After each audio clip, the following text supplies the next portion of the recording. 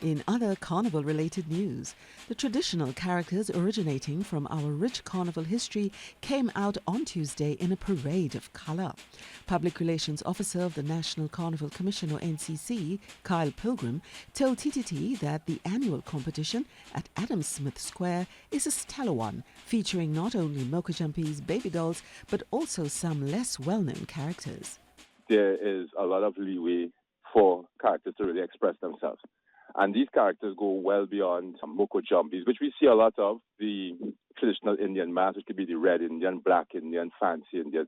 There's even midnight robbers, speech bands, minstrels. I mean, all the so-called dying and unfamiliar aspects of our carnival culture really come to life on that Tuesday. Even being modest, I would say 500 people. I mean, people really show up for this thing. If there's one thing I would say that kind of affects us, is we have so many characters, so much variety, that the time. He says that this year some characters were not able to be seen due to the numbers that showed up. Mr. Pilgrim assured, however, that there will be improvement going forward to enable all the masks to be seen. Going forward, I believe there are talks about really seeing how we could firm up the schedule to allow everybody to get that equal time on the stage. Because, I mean, Carnival, as many people know, they think of the big stage, the Savannah, the pretty costumes, which is great. That's all part of Carnival.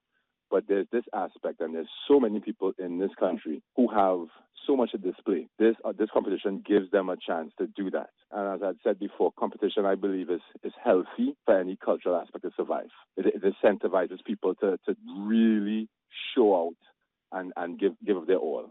Mr. Pilgrim says that the existence of these traditional characters is driven by the passion of their creators in the living bloodline of families devoted to the art.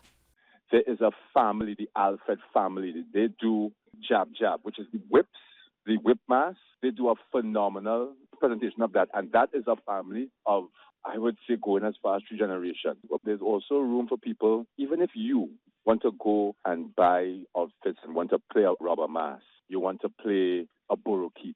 There are no limits to the creativity. I mean, yes, there are rules, there are categories like creative, African history, that sort of thing. But it really is open enough for seasoned and generational families as well as newcomers to play a mask. The devils, the baby doll, the borokeets, bats, dragons, and so many more grace the stage where they brought to life a creative spirit satisfying the delight of the audience.